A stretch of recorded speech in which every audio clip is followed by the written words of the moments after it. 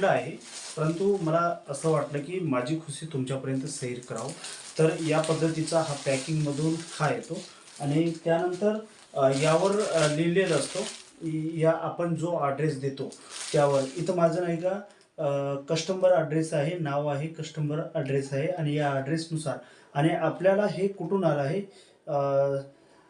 Savani Texel industrial private limited member, हे रस्ता आणि त्यांचं जे आहे 4224 हा आपल्याला बडोदा सुरत गुजरातवरून. आणि प्रत्येकांना माहीत आहे की गुजरातमध्ये कपड्यांची खूप मोठी फॅक्टरी आहे.